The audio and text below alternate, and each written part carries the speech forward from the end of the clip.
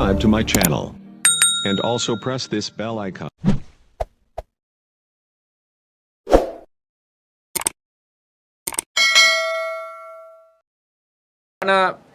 Habari za jioni ndugu zangu, waandishi wa habari pamoja na wadau ambao watakuwa wanapata nafasi ya kutazama video hii. Mimi kwa majina naitwa Heavyweight Dulla, na nipende kuchukua nafasi hii kuwatakia Watanzania wote heri ya mwaka mpya, mwaka 2026. Na lengo kubwa hasa la mimi kuweza kutoa au kujitokeza hapa mbele yenu ni kwa sababu ya kuzungumzia kinachoendelea katika dirisha la usajili na kuzungumzia mambo kadhaa ambayo yanaendelea kwa Simba Sports Club. Kama mnavyojua, tunaelekea kwenye dirisha dogo la usajili, dirisha dogo ambalo linategemewa kufunguliwa hapo mwezi Januari, na tayari kumetokea mapendekezo kadhaa ambayo yanaonekana, ikiwemo baadhi ya wachezaji ambao inasemekana tayari wapo Tanzania na wapo katika klabu ya Simba wanafanya mazoezi na Simba. Na pia nataka kusema tu kitu kimoja, kuanzia leo nitakuwa nikitoa tathmini ya wachezaji wote wa Simba ambao watakuwa wanahusishwa kusajiliwa na ambao watasajiliwa kwa maslahi mapana ya klabu kwa ajili ya kuweza kuelezea wanasimba ubora wa wachezaji hao, na kama itatokea wachezaji hao kwa upande wa tathmini yangu nitaona labda hawatoshi kwa namna moja au nyingine, basi nitasema na nitatoa maoni yangu kwamba wachezaji hawa hawatoshi na vitu kama hivi. Kwa hiyo kwa leo nitaanza na mchezaji ambaye taarifa zake nimezipokea mchana wa leo, ambaye anatoka katika kikosi cha Police Kenya, Kenyan Police, ambaye anaitwa Charles Ouma, ambaye ana miaka 26. Huyu ndo mchezaji ambaye kwa leo nitaanza naye kumzungumzia kwa sababu taarifa tayari zinamuhusisha kusajiliwa na Simba. Na kwa upande wangu mimi naamini Simba ni top club, ni timu kubwa sana Tanzania, ni timu kubwa East Africa, ndo timu bora zaidi kwa ukanda huu wa Sekafa. Kwa hiyo hata usajili wake unatakiwa uwe usajili wa kimkakati na usajili bora zaidi kwa mimi ninavyoamini.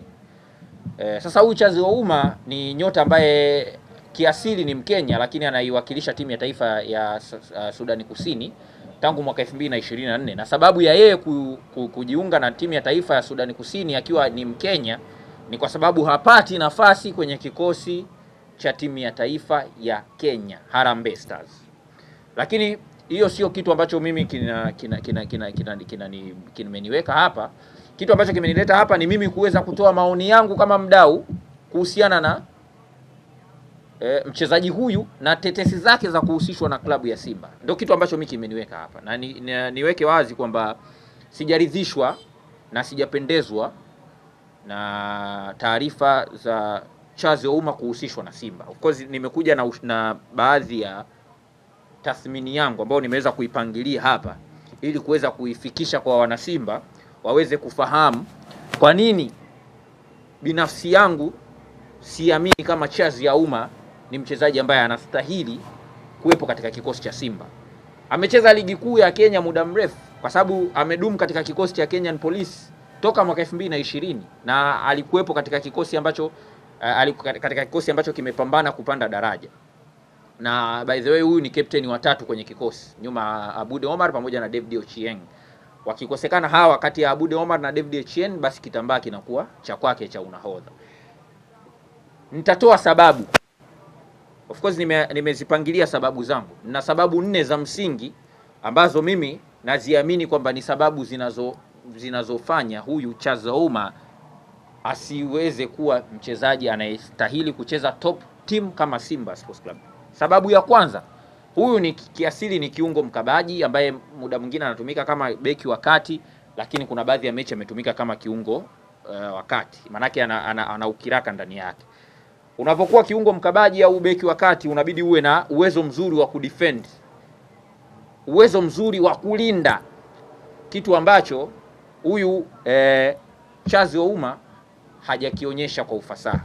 Maana yake naweza nikasema huyu ni average defender, yani ni mtu ambaye ana wastani wa kawaida sana kwenye matendo yake ya kiulinzi, unaelewa.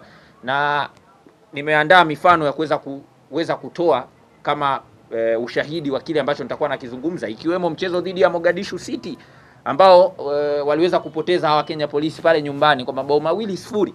Umeelewa? Yaani hili bao lilitokana na kwamba huyu Charles Ouma kwa bahati mbaya aliweza kupoteza mpira. Aliweza kupokonywa mpira. Alishindwa alishindwa kumzuia kiungo wa Mogadishu City akiwa mbele yake kuweza kupiga pasi ambayo ilienda kuzalisha bao. Hiyo ni average defending. Lakini mfano mwingine ni dhidi ya Al Hilal. Dhidi ya Al Hilal Omdurman ambao waliweza kupoteza kwa bao 1-0 wakiwa pale nchini kwao Kenya. Aliweza kupokonywa mpira na Abdulrazig Omar wa Al Hilal. Abdulrazig Omar alivyofanikiwa kumpora mpira huyu Charles Ouma akapiga pasi kwa Adama Coulibaly. Adama Coulibaly akaenda kufunga bao. Hiyo ilikuwa ni first round kwenye ligi ya mabingwa, na hii ya Mogadishu City ilikuwa preliminary round ya ligi ya mabingwa. Umeelewa bana? Bao ambao lilikuwa na kiwango kikubwa cha kuwafelisha. Lakini vile vile katika mchezo huo dhidi ya Al Hilal kuna mchezo ambao walicheza pale Rwanda, Al Hilal wakiwa wenyeji, wakapoteza hawa Kenya Police kwa mabao 3-1. Alipangwa kama center back. Alishindwa kabisa kuzuia cross ya Steve Webuela ambao ilipigwa kutokea upande wa kulia. Yeye kama defender wa mwisho alipaswa kucheza vizuri zaidi hiyo cross. Kwa mantiki hii, mifano hii inakupa picha kwamba huyu ni mchezaji ambaye defensively hafanyi vizuri. Average defending. Uwezo wake wa kudefend uko very low. Kwa hiyo kwa sifa hii nashindwa kusema kwamba ni mchezaji ambaye kwa sasa hivi ana fit kucheza katika kikosi cha Simba Sports Club. Unaelewa vizuri. Lakini nitatoa mfano wa mwisho ni katika mchezo dhidi ya Gor Mahia ambao walicheza msimu kwenye ligi wakapoteza kwa mabao 2-0 dhidi ya Gor Mahia. Unaona jinsi ambavyo bao la kwanza linatengenezwa. Kuna mchezaji anaitwa Austin Odhiambo ambaye ni miongoni mwa wachezaji bora zaidi, hata kwenye chani walionyesha. Wakati ana receive ule mpira, Charles Ouma alikuwa anamtizama tu wakati anajua uhatari wake na yupo ndani ya box. Matokeo yake alivyomtizama akamwachia nafasi ya Austin Odhiambo kuamua, anataka kuamua, na mwisho wa siku Gor Mahia wakaweza kupata bao la kuongoza. Kwa hiyo nipende kusema kwamba nimetoa ushahidi wa kutosha kuelezea pointi yangu ya kwanza kwamba huyu Charles Ouma sio mchezaji wa kupewa nafasi kwenye kikosi cha Simba. Nimesema hoja ni 4. Hoja ya pili ni defensive box presence. Huyu si mchezaji ambaye utegemee kumuona kwenye box akizuia set piece, mipira ya kona au cross kutoka eneo la pembeni. Hawezi kuzuia mipira hiyo kwa kichwa. Unaelewa vizuri? Uwezo wake ni mdogo sana. Na kama unavyojua Simba Sports Club inaenda kushiriki michuano ya ligi ya mabingwa barani Afrika. Timu pinzani zinatengeneza nafasi kupitia aina hiyo ya mipira. Wana wachezaji ambao wana uwezo wa kupiga free kicks na wachezaji ambao wanaweza kuconvert kutoka kwenye penalty area kufunga kwa vichwa na vitu kama hivyo. Kitu ambacho huyu Charles Ouma hawezi kabisa kudili na mipira hiyo. Kwa hiyo tunasema defensive box presence yake ni ndogo. Na nitatoa mifano. Of course mifano nimeiandaa. Unaelewa? Kwa mfano katika mchezo ambao walipoteza kwa mabao 3 dhidi ya Al Hilal kwenye first round ya Champions League. Bao la kwanza walifunga Al Hilal kwa mpira wa kona, lakini bao la pili ambalo napenda pia kulitolea mfano, nimelitolea mfano kwenye defending pia, alishindwa kudhibiti ile cross ya Steve Webuela ambao nimeshatoka kuielezea, akifanya very weak defending. Kwa hiyo hivyo, lakini haiishii hapo. Unaelewa? Kwenye sala hilo la defensive box presence, akiwa ndani ya box, marking yake nayo ni changamoto.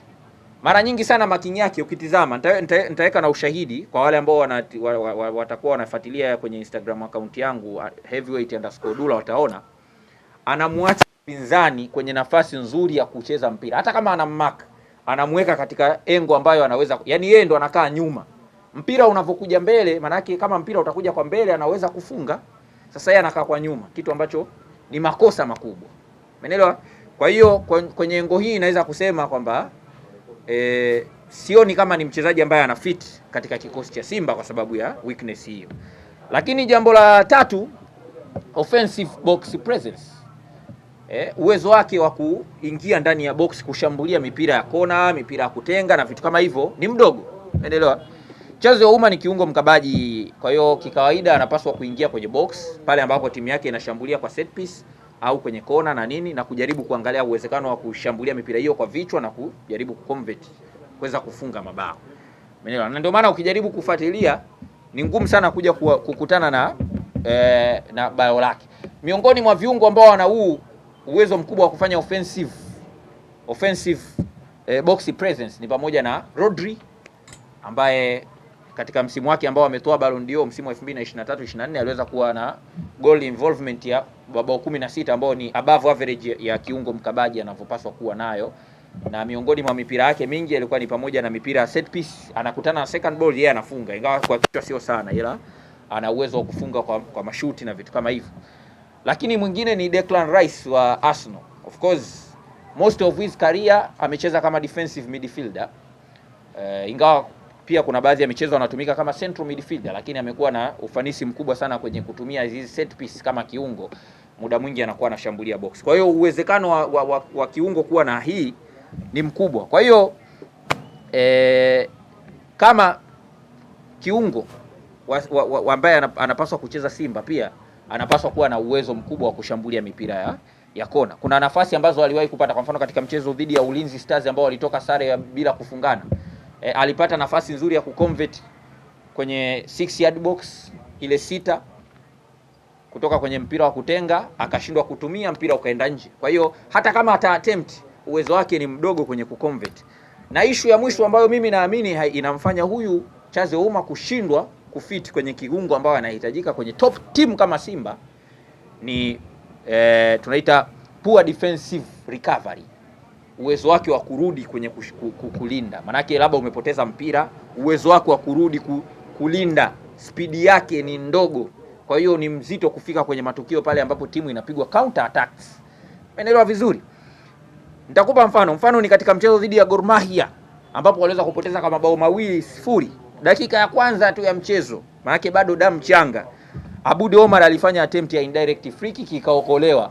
Wakati inaokolewa hawa Gor Mahia wakapiga counter attack moja ya hatari sana. Charles Ouma amechelewa sana kufika kwenye eneo husika kwa ajili ya kuja kuongeza namba ya kiulinzi au kujaribu kuzuia kabisa shambulizi. Kwa hiyo ni eneo ambalo anahitaji kufanyia maboresho. Unaelewa? Lakini alifanya pia makosa ya kushindwa kumzuia goalkeeper wa Gor Mahia kuweza kuanzisha counter attack yenyewe. Manake sawa, unaweza usiwe na uwezo au usiwe na kasi ya kurudi, lakini at least kwa nafasi yako unaweza ukaepusha goalkeeper kuanzisha mashambulizi ya haraka kwa kujaribu kumzuia haraka ile haraka yake ya kujaribu kurudisha mipira. Kwa hiyo kwa upande wangu mimi siamini kama kiungo wa design hii anafaa kucheza Simba, lakini sitaishia hapo. Nafikiri huyu itakuwa ni mwanzo wa kuja na tathmini ya wachezaji wengine ambao wanahusishwa na Simba, akiwemo urejeo wa Clatous Chota Chama pamoja na Bright Anukani kutoka Uganda ambao nao pia wapo katika majaribio. Anukani upo katika majaribio kwa taarifa ambazo zinasemekana, pamoja na urejeo wa Clatous Chota Chama katika kikosi cha Simba. Kwa leo naomba niishie hapo. Kwa hiyo kama kutakuwa kuna maswali, ndugu waandishi wa habari, mnaweza mkaniuliza mimi niweze kujibu, au kama hakuna tuweze kumaliza.